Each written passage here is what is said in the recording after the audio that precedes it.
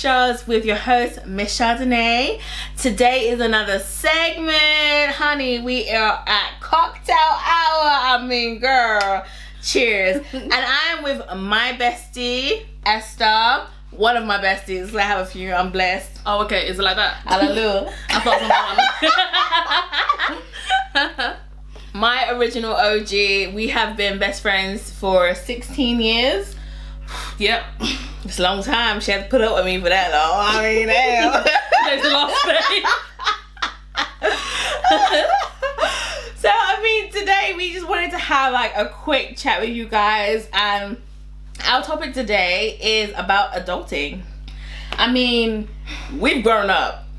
I mean, from what we used to do. I didn't ask for this. Yeah. Everyone was trying to become an adult though. Because like, we didn't know, because the adults when we were younger didn't tell us about this. Well, they never warned us about this. I think they did, but we weren't We listening. weren't listening. Yeah, true. I mean, they say it's gonna be hard. Enjoy your childhood. I mean, they didn't go into too much detail, but they're just like, yeah, just enjoy being a kid. Like, come back by this hour. And all we wanted to do was be free. As far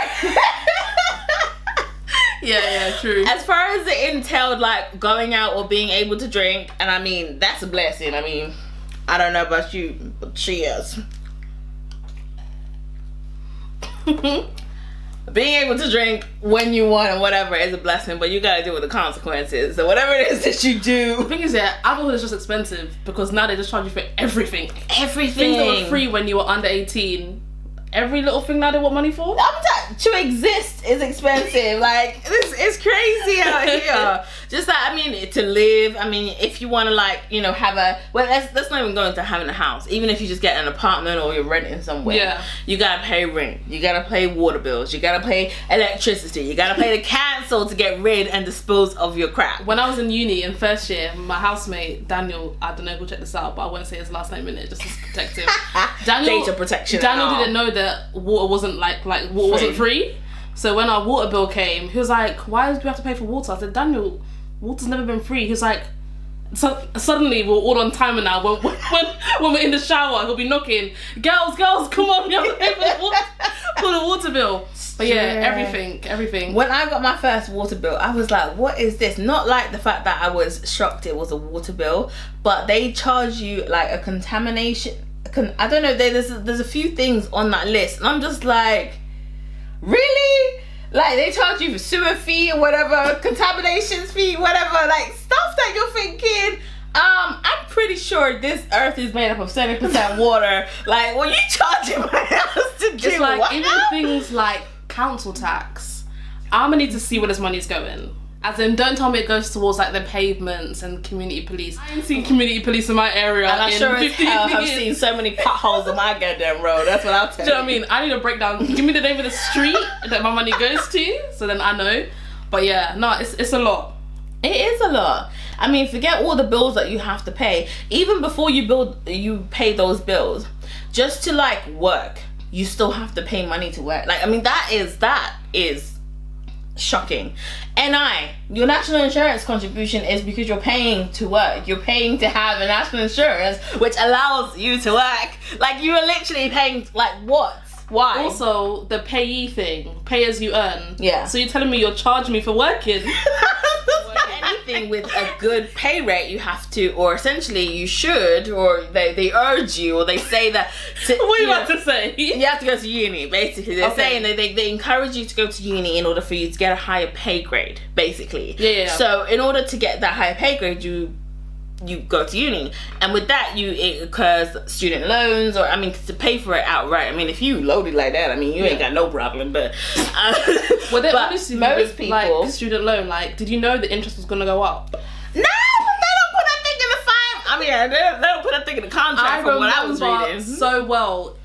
In sixth form, they came to us, talked to us about uni, and they said, you know, you start paying. I went to uni before the 9,000 crazy amount came in. Made it. Just made it. I had to go to uni. Do or die. Otherwise, I'll just gap year. Can you imagine? Skirt. No, it wasn't a choice. I remember them saying, like, okay, so if you earn like £15,000 a year, like minimum, that's when they start to charge you, and it's like £9 a month. So I thought, oh, that's not like they a broke lot. it down for you. They didn't break it down. They broke it down, but what they didn't tell me was month 1 would be £9. Month 2 is £12, and then obviously it keeps going up. Does it? So the interest. Girl, have you not checked? Well, what I realized is when they decided to email me a couple of days ago and say that they were going paperless, so that instead of sending all the bills out, instead of sending all the bills by paper, they was going to send it to my email. So I was like, okay, let me check this out. I saw how much I got left. 19 grand. Child, I've been paying student loan for 5 years. When I qualified, when I came out from, when I graduated, I was on the level that was above whatever the minimum thingamajiggy is. I've been paying student loan for 5 years and it's still 19 grand. What the hell have I been paying? I have not checked how much what have I been paying? It's none of my business. Because they're going to take their money regardless. Oh my gosh. I think last time I checked was like a few years ago, and that's when I realised that the interest was more than what I was being charged. So say for example they're taking like £12 out of my paycheck, but they're charging me 15. So I'm never really gonna break it down. So I was like, keep taking it in it. Take it. They snatched it real quick from It's expensive. It's expensive to look presentable these days. Everything is going up, and I know there's inflation. I know there's all these economic terms that I don't want to go into because I am not an economic person. I mean, that's not my field, and I'm just not going to trip over that stuff. But I know that things go up, they go down, whatever. More or less, they go up. Fine, cool, we get that. But right now, I'm sorry. The other day I tried to buy a loungewear, right? From a site. From a website. Yeah, okay. And it was a Cocord loungewear, right? This loungewear is £20 for top and bottom.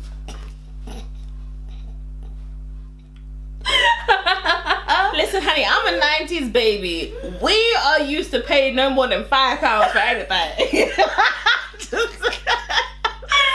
Oh my gosh. I'm just saying, who pays £10 for a top that you're gonna wear around the damn house? Ain't nobody gonna see it. You just gonna wear it in the house to be comfortable. How long will that top last? How long is it gonna last? That's the question. Because the last time I bought something from this site, go on, get it out, get it out. Okay, the site's good because they do next day delivery. But the last time I bought something from this site, in 2 wears it had a hole in it. So am I gonna pay £20 to have a hole in it for a shirt, a top, Let me tell you this shit. There's one website that I won't mention in case in the future, you know, we end up working together or something. I mean, they want to cut me a check. But they had a swimsuit on their site that said in the small description not to be worn in the pool because someone had bought it from the site, wore it in water, and I think the colour ran. Faded, yeah. I'm not saying their name in it because anyone who's on Twitter should a future check is a future check. I mean, but yeah. So it's it's crazy expensive. No one prepares you for this. No one prepares you for this. And adulting, let me tell you guys, there's no fun in adulting. Okay, adulting is nothing but fun. Come on, minute part of fun compared to the rest of it. It's responsibility. It's responsibility and more responsibility. And nobody prepares you for the backlash. Nobody prepares you for how much you have to pay out. Nobody prepares you for what you actually have to do and the gauge of how far you're going. Okay. I feel like a lot of people these days are kind of like, I don't know where I'm supposed to be right now. In my age, where am I supposed to be? Yeah. You know, in my career, where am I supposed to be based on my age or based on how much I have gained? Yeah. And I don't think there are enough people or there are enough talks or sermons or whatever you want to, you know, decorate it as. I don't think there's enough of that to educate people to tell you, you know what, maybe this is a guide. It's not going to be exact. But in a guide, maybe by 28 before you're 30 you might be thinking about setting your career and not just, you know. No, it's true. I think what happens is when you're younger and you don't really know about, so you know you're in your like teens and you tell yourself, you know, I'm gonna have a child, I'm gonna, you know, married at this age, I'm gonna have a child by this age, I'm gonna be earning this month, you know, I'm gonna have this car and this house by this age. So some people have these age goals. I've never had that. So for me, I've never, like, I knew I wanted to achieve these things, but I never attached an age to it. Oh, I do. So I never did that little bit free, because I can imagine if I told myself, if 16-year-old Esther had set goals. Let's talk about 12-year-old. 12, 11, what age were we when we met? In we joined secondary school? Yeah. 11? Okay. 11. Let's talk about 11-year-old Esther. Do you know what? Let's talk about it. Let's talk about how we met. It was drama class. Was it drama? It was drama. You had to sit in a circle, and did you have to go around and say things that you're want to be? Interested in and what you want to be. Yeah. And who went first between me and you? I think I did. Because we didn't know each other at this point. We didn't know each other at all. No. I remember we were opposite ends of the room, like in the circle. I think you went first and said you wanted to. So I said I was interested in fashion. Yeah. I had this passion for fashion phrase. Okay, Brad. Okay. When I was younger. I was interested in fashion. I was interested in like singing, dance, drama and things like that. So all the artsy stuff, which is a massive turnaround because now I'm a pharmacist. I mean, who would have saw that coming? But I was interested in all those things, and I kind of just wanted to be something that was more artsy. Like, I don't think I had a like great specification, but it was just something artsy. Yeah. And then Esther went and she talked about the same line. I remember the time saying, I'm like into fashion, like dance, I like singing, I like drama, like all these things. And then the teacher said that, maybe you guys should be friends. And 16 years down the line, I mean, what can you say? But it worked. Yeah, it did. But that's not my line at all. So it's not my line. So at the age of like 12 or like younger you, what job did you want to have? Like what job to say, I'm going to be this? Because I had a couple of careers options. I'm not going to lie. At the age of 11, I was like, I'm going to be my own boss. And I mean, that's exactly what I'm aspiring to be still. You know? I mean, I felt like there's along the way I had to work out stages, and I had a few hurdles and stuff that did flip my career into different area. But I work with it, and I'm just like, you know what, I'm still gonna do what I want to do, but I'm just gonna use this route that God has laid in front of me to get there. So I said I want to be my own boss. I want to do hair and makeup, which I do. I want to do fashion, which I will. Which I do.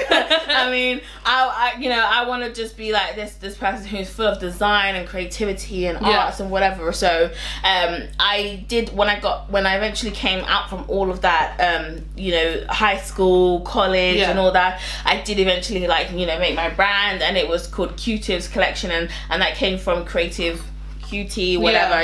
And I'm heading for it. I mean, I ain't where I want to be, but you're doing well though. Like you have to give yourself a pat on the back, like just a little one. You're doing well. Yeah, that's a little one. But I mean, from my childhood, it wasn't too far different. And honestly, I go based on my feelings and my dreams. And my aspirations. I do really hold on to them, and I don't let the environment around me. I don't let challenges around me dwindle them away.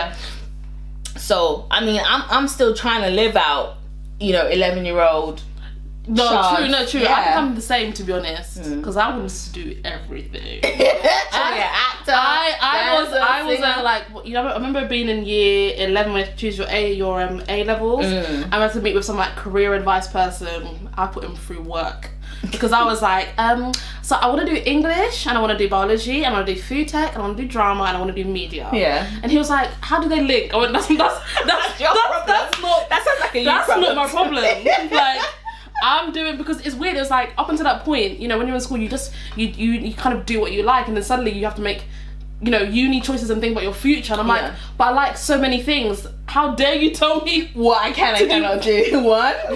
Just what? I have 5. Like, younger me wanted to, be an actress, be a singer, be on Disney Channel, have my own show. She was trying to perform That's So Raven at one of our That's So Raven part, That's So Esther, or It's So Esther. The subsection of it. So I wanted to do like all of these things. But I find now I've had to find a way to bring that creativity into different elements. So even though my day-to-day job isn't creative as such, I kind of, my hobbies and my interests, I still try and live that out. So I still like to write on the like on the side, so that's my like creative side.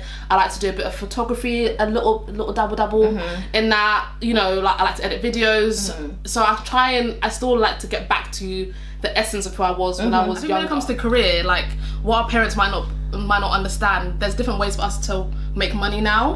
Like social media, for example, is a big way. So these things are kind of new to them, so they might not really understand, like she wants to do what, how does that turn into money. Dad, he was like really more direct in terms of like, be a doctor, be an accountant. Like he tried to bribe me with the prospect of a new car. I mean, did you take the car? It was tempting.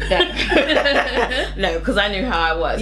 But at the end of the day, them being the way they were, it gave me some direction as to where I needed to go and what I wanted to do. And they never took out the fun of what I did like and make it, you know, something that I needed to do by all means. So there was a bit of direction, which was great. Was the direction that you felt that you needed? I mean, I think it's parental direction. Do you know what I mean? I think I could have easily gone off to do fashion design, and I may have been not in a place where I am now. In terms of doing the things that I want to do. So with my parents, I think they've always understood that I've always been the child that likes to do different things.